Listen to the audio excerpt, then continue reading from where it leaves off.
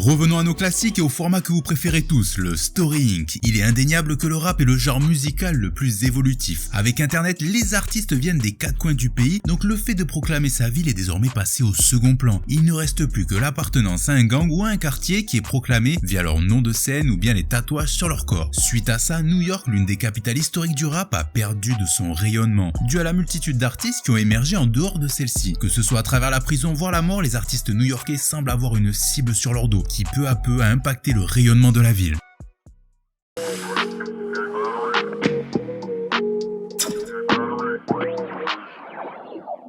On pourra jamais s'aimer simplement. J'oublie la veille et je recommence.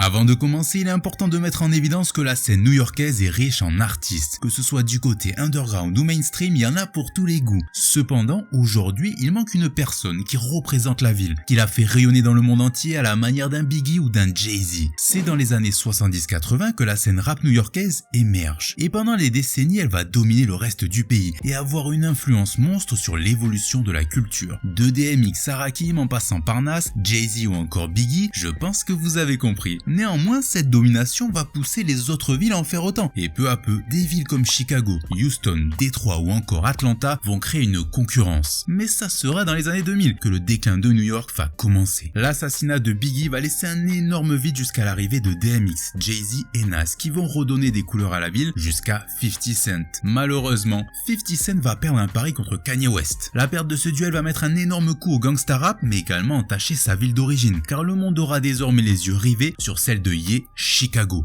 Entre temps, le rap new-yorkais va être en dents de scie jusqu'à l'arrivée d'A$AP Rocky en 2011, qui va de nouveau booster la ville jusqu'à que Chief Keef arrive et monopolise l'attention. Après ça, New York va se battre de plus belle avec l'arrivée de Nicki Minaj ou bien Bobby Shmurda. Mais tous ces règnes seront plus ou moins éphémères. Le problème est que ces artistes s'imposent, mais avec la concurrence et l'évolution du genre, il est dur de trouver un représentant qui mette tout le monde d'accord. À chaque fois, le règne est passager, tout comme avec 6ix9ine. Le rappeur qui prétendait au titre de roi de la ville a été rapidement stoppé à cause du FBI et de sa fausse double vie. Peu de temps après ça, ce sera Pop Smoke qui viendra le remplacer. Malheureusement, celui-ci sera assassiné avant de pouvoir accéder au trône auquel il était légitime. Et à côté de ça, on a une multitude d'artistes talentueux qui se sont révélés, en passant de Lil TJ par Fivio Foreign, Chef G ou encore 22 G's et Sleepy Hollow, mais malheureusement, aucun d'entre eux ne possède l'aura suffisante pour prétendre à la royauté. Tandis qu'à plusieurs centaines de kilomètres, une ville, elle produit tous les plus grands talents d'aujourd'hui, Atlanta. C'est sans aucun doute la ville la plus représentée dans le rap de nos jours, mais également celle avec une longévité sans précédent. Avec la libération de Bobby Shmurda et l'explosion de CG, on aurait pu penser que New York aurait eu le droit à un second souffle, mais ça ne semble pas se passer comme prévu.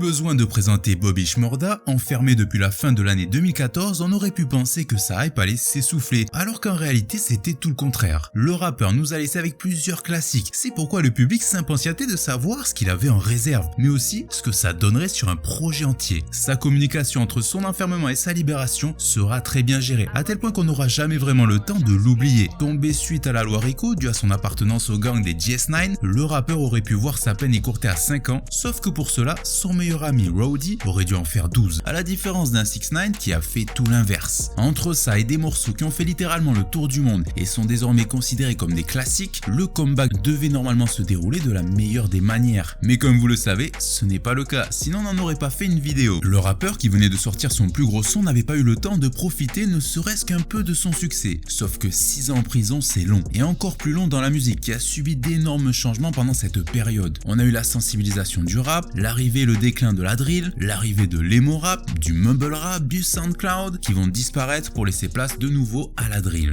Et pendant tout ce temps et en seulement 2 vidéos, dont l'un des snippets les plus iconiques de l'histoire, la hype va se maintenir et grossir à l'approche de sa libération. Avec tous ces genres qui se sont enchaînés comme un cycle, Bobby lui sera de retour au meilleur moment, l'explosion de la drill new-yorkaise. Quand on se penche sur son classique, c'est de la drill. Visuellement, l'artiste a dit s'être directement inspiré de Chief Keef et lorsque l'on se penche sur les lyrics, c'est typique de ce qu'on peut retrouver dans ce genre. Like I talk to Shicey when I shot niggas. Like you seen him twirl, then he drop, nigga. And we keep the mind millies on my block, nigga. Et d'un point de vue du public, on se dit que le retour de Bobby va forcément être une réussite. Surtout qu'il était proche de la personne qui a contribué à l'explosion de la drill, Pop Smoke. Février 2021, le retour de Bobby Shmurda va être celui d'un roi. Quavo ira le chercher en jet privé et lui ramènera de quoi profiter de son premier jour, que ce soit argent ou femme. Mais ce que tout le monde attendait, c'était son premier post Instagram, le premier snippet, le premier morceau, sauf que tout ça va prendre énormément de temps. 1 semaine, 2 semaines, 1 mois, 2 mois, 3 mois, 6 mois à attendre avant d'avoir un retour en musique. Pendant ces 6 longs mois, le rappeur va profiter de sa liberté, mais surtout mentir sur son retour imminent. Le morceau sortira accompagné d'un clip et les retours seront mauvais. Le résultat de son second single, sorti il y a 1 mois, il peine à atteindre les 800 000 vues sur YouTube et a récemment franchi le cap du million sur Spotify. Ce qui est peu quand on sait qu'à sa sortie, les streams du rappeur ont augmenté de 627% le jour de sa libération. Beaucoup d'éléments expliquent le mauvais comeback du rappeur, notamment son style de musique qui est diamétralement opposé à ce qu'il faisait avant. Un rappeur qui s'ouvre et qui tente de nouvelles choses, on accueille ça avec plaisir, sauf que là, c'est un retour de prison, une absence de 6 ans. Le public avait besoin d'un banger. You don't want this like you're cool, like nigga, you ain't Quavo, the fuck? Niggas don't want to hear how much money you got. We want you to rap like you broke. We want to hear like, yo, you've been in jail and you've been hungry. Le public attendait à ce qu'il reprenne le flambeau de Pop Smoke, un mélange entre la rue et le flex qui a permis à ce dernier d'exploser. Mais au-delà de ça, le retour fut excessivement long, notamment à cause de ses problèmes avec le label. Signé chez Epic Records, d'après l'artiste, il n'a reçu aucune aide de leur part lorsqu'il était incarcéré, ce qui l'a poussé à rompre son contrat avec eux et à rejoindre Roc Nation lors de sa libération. Et c'est cette transition entre les labels qui est sûrement à l'origine du délai de la sortie de sa musique. Mais il y a aussi un autre problème à soulever, c'est le soutien des autres artistes sur ses sorties musicales. Depuis sa libération, bien qu'il ait annoncé des feats, on l'a pas vu être invité sur des collabs avec des artistes majeurs. Le fait de voir Bobby sur des morceaux d'un Young Thug ou encore des Migos aurait pu profiter à sa hype et favoriser un meilleur comeback que celui-ci. Et évidemment, la carrière de Bobby n'est pas terminée. Il prépare actuellement un album qui pourrait surprendre tout le monde et renverser la donne.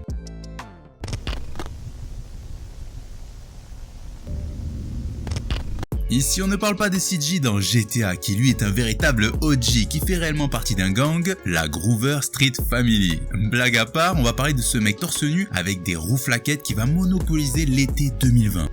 L'histoire de ce rappeur est assez particulière. On ne sait pas vraiment qui il est, on sait juste qu'il est né à Staten Island et qu'il y a grandi. Christopher Daniel Soriano Jr. va commencer la musique lorsqu'il aura 19 ans, en abordant des thématiques basiques, la rue, la violence et être sous-coté. Sa carrière va être plus facile qu'un rappeur lambda, notamment grâce à son oncle, James Cruz, personne influente dans la musique, qui va lui dégoter un premier featuring avec une star mondiale. Ironiquement, cette star ce sera 6ix9ine avec qui il va collaborer en 2018, année où le rappeur était à l'apogée de sa carrière. Mais le featuring ne va pas du tout prendre. En attendant, la sauce CG va enfin prendre le 30 juillet 2020 avec le fameux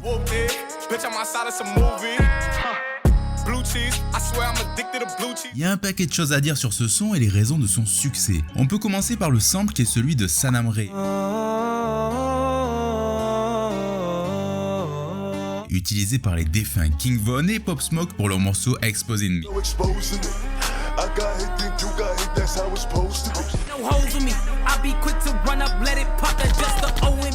Visuellement et musicalement, on ressent l'inspiration directe de 6ix9ine. Quand on superpose les clips de Gomu et de Whoopty, on se rend compte que la recette est similaire, avec la surexposition du bandana des Bloods. Et musicalement, c'est assez simple. Tout repose sur le mot Whoopty qui rentre directement dans la tête, et aussi facile à reproduire à la manière d'un...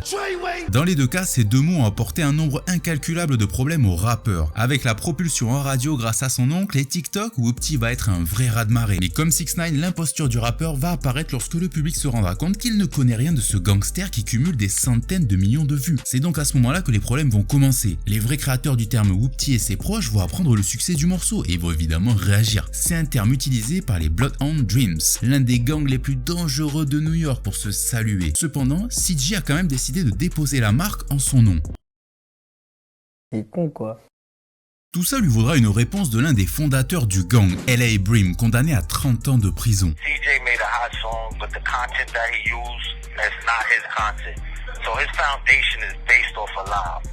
He's not Whoopty. He don't know nothing about Whoopty. He just seen a fly splash and he jacked it. His allegations behind that word right there that made it such a splash for you to want to jack it. They gave me 30 years. Après cette pression qui ne semble pas inquiéter le rappeur plus que ça, c'est 22 G's qui va s'en occuper. Connu pour être l'un des pionniers de la drill de New York, mais également un membre craint des gangsters Disciple, il va lui dédier un morceau.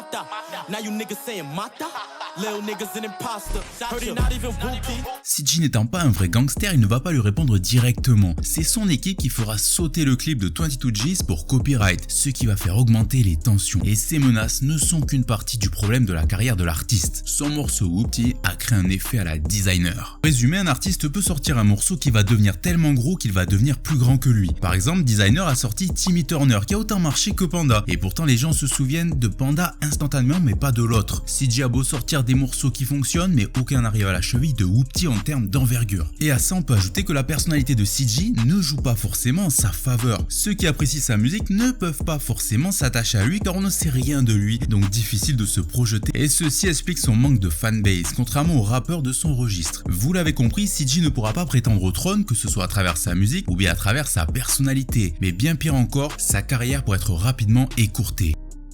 CG répond finalement à 22 G's dans le fameux Hit Up et creuse sa tombe. On a l'impression de revivre un peu de 6ix9ine à travers CG car il va utiliser les mêmes méthodes, les mêmes termes et tout ça en étant illégitime. Le terme blicky représente une arme qui est régulièrement utilisée par les membres des Bloods, mais c'est également le nom du set de 22 G's. CG tout au long du morceau va faire le récit du meurtre de son ennemi jusqu'à reprendre ses expressions et faire le signe des GDK. Ce signe utilisé par les Black Disciple, leur gang ennemi, signifie Gangsta Disciple Killers, traduit littéralement par tueur de Gangsta Disciple. Que ce soit la police qui doit surveiller activement les clips ou paroles de CG ou encore 22 G's et le reste de son gang qui va chercher à se venger, on ne voit pas comment la carrière du rappeur pourrait être longue et sereine. On ne lui souhaite pas de malheur au contraire, mais en s'inspirant de 6ix9ine, il reproduit peu à peu les mêmes erreurs. Sauf que là encore, 6ix9ine était meilleur sur un point, sa personnalité était unique, contrairement à CG. Voilà qui conclut notre épisode sur le rap new-yorkais. On aurait pu prendre plusieurs autres exemples, mais ceux-là sont les plus récents et actuels dans la course au trône de cette ville. On espère que la vidéo vous a plu, dites-nous qui vous pensez être légitime pour être considéré comme le meilleur rappeur de New York actuellement. Merci d'avoir regardé cet épisode, on se capte très vite, prenez soin de vous, peace.